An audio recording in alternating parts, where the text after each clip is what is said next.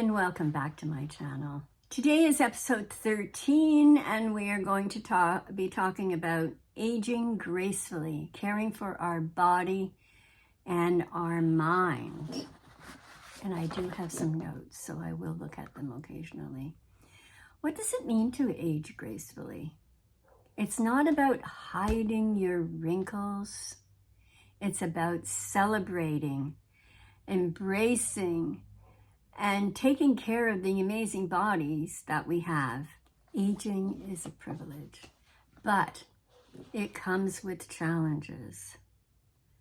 I've learned that at 80, staying healthy, both mentally and physically, takes work. It's not about perfection, but it's in the daily choices that we make that will impact us in years to come. Aging takes effort, believe it or not. I know that sounds silly, but aging gracefully takes effort. And to stay healthy takes effort. And these are a few steps that I try to maintain in order to be healthy and stay healthy. Moving every day. We spend a lot of time sitting. I know I do. I have a seamstress business, so I do spend a lot of time sitting, actually right here in this chair, sewing. And I have to remind myself to get up every half hour or so and move around, because it's just not how sitting is for extended period of time is the worst thing you can do. And after dinner, my husband and I have a habit of sitting watching TV for a couple of hours. And again, I wish the weather here in Florida was more conducive to being outside, but that's where we live, so we have to adapt. And definitely nutrition matters. Eating real food. Trying not to eat food that is processed.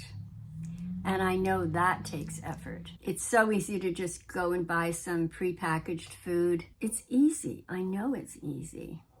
I cook every night, and really some nights it's a real struggle to come up with something original that's healthy.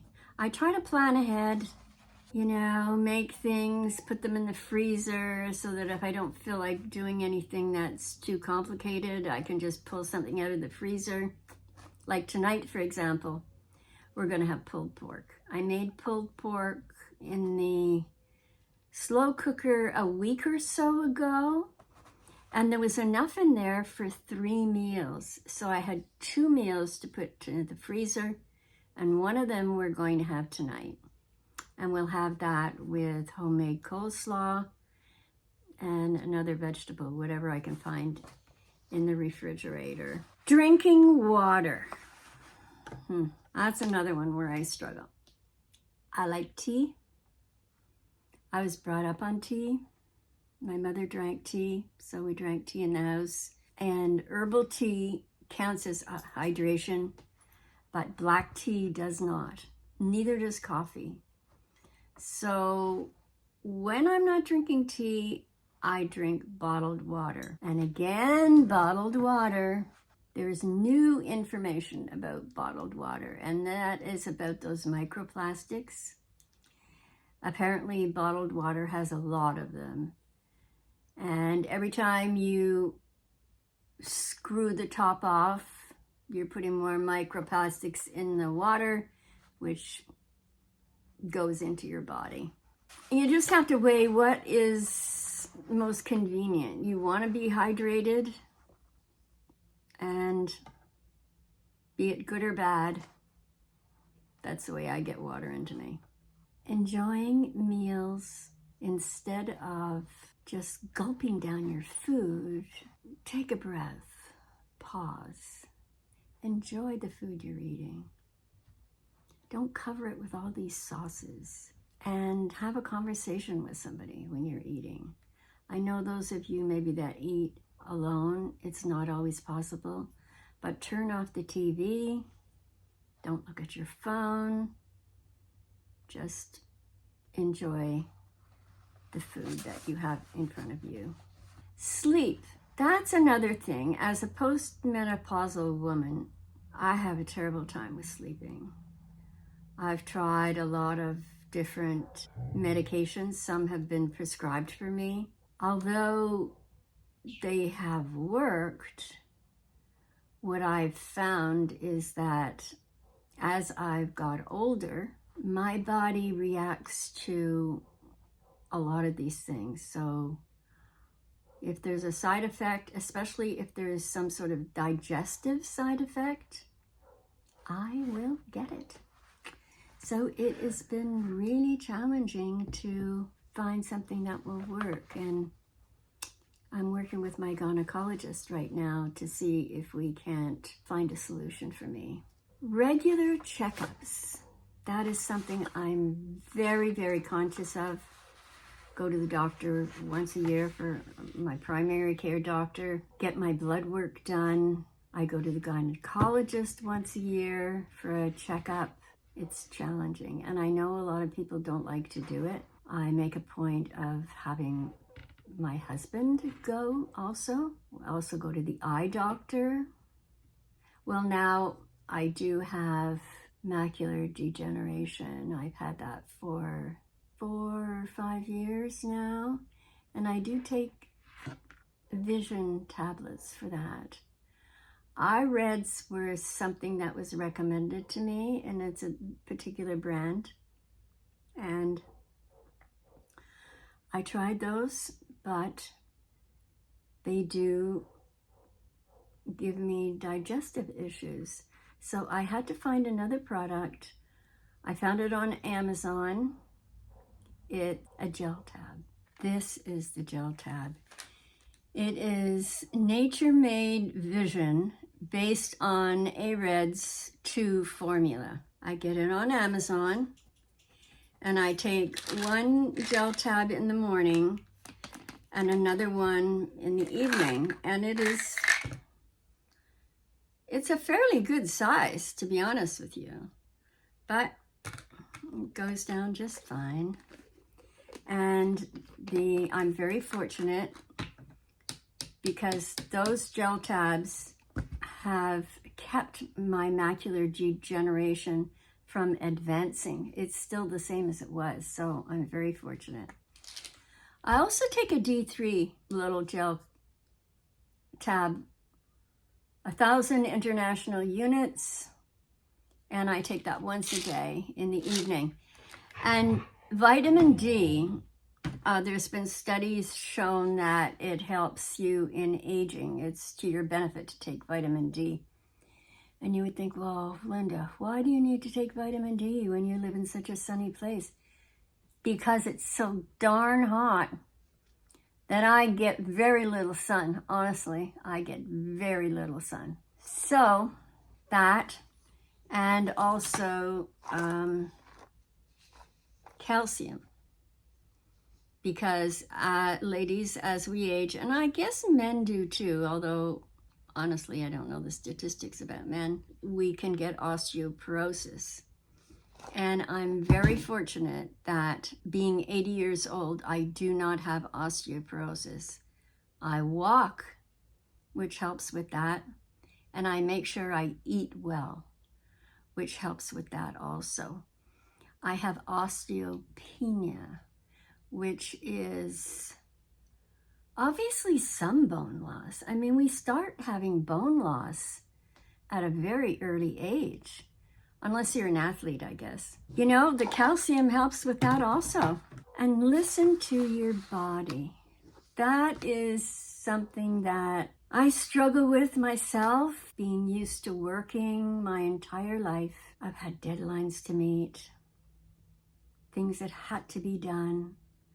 Then you come home, you have a family, you have meals to prepare, a husband and children to look after. It's a lot. And I have a hard time slowing down. I know myself that I need to take more accountability for listening to my body and resting when I need to rest and just sometimes taking a break. That's why I wish my husband would learn how to cook. What about our mental and emotional well-being? One of the things that I found that has helped me tremendously is to stay connected socially. We have moved, I can't tell you how many times exactly. I know it's more than 14 times since we've been married. And sometimes it's a move when we move to a different city. It's always been for work, for either myself or my husband. And we have sometimes rented a place for a few months until we found a home and then purchased a home. So it's been a lot. Every time we move, of course, we don't know anyone when we move.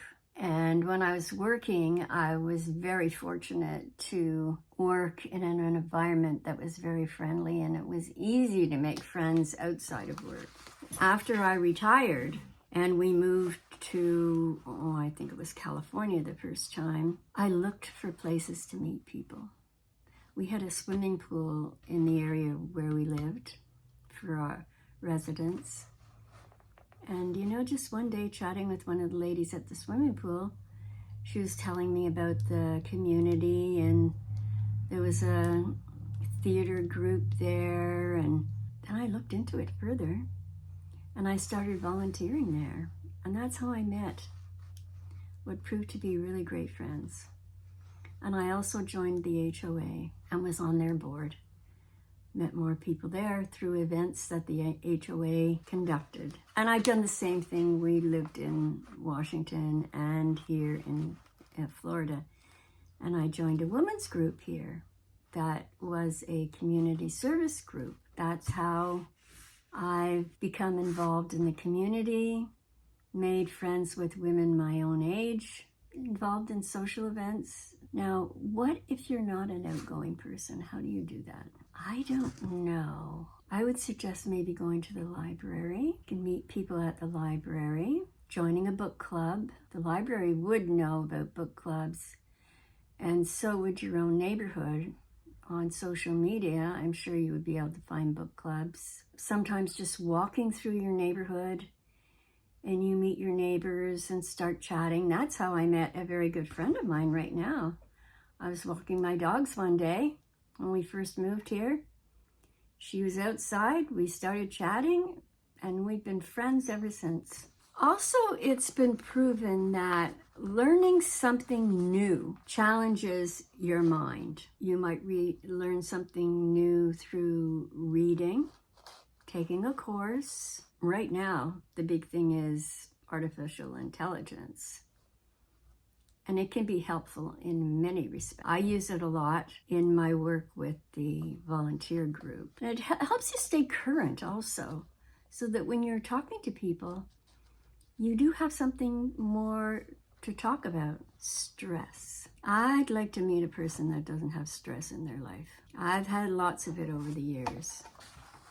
And I think I'm very fortunate in that I must have an optimistic gene or something. I don't know if there is such a thing, but being an optimist can sometimes carry you through stressful periods.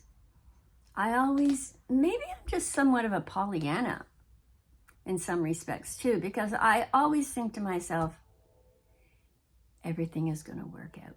It'll be fine. Everything is going to work out. But I have taken yoga classes over the years. Exercise helps with stress. So does meditation. I do a type of deep breathing exercises which help. Journaling. And sometimes just spending a quiet minute on your own. It does help.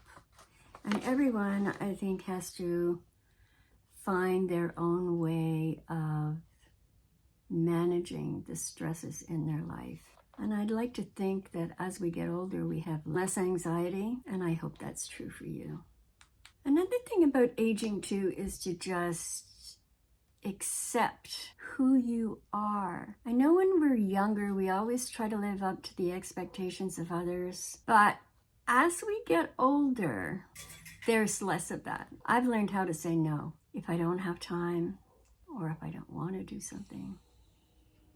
The answer is no. Maybe not that emphatically, but I've learned not to take on as much responsibility as I did when I was younger. Aging gracefully is not about giving up. It's about evolving and realizing that every stage of life has its own gifts. We can't stop time, but we can make time work for us by living with intention, gratitude, and care. What's the one thing you do for yourself, physically or mentally? I'd like to hear it in the comments. Please follow along. I have a new episode out every Thursday morning at 10 o'clock. Thank you for listening.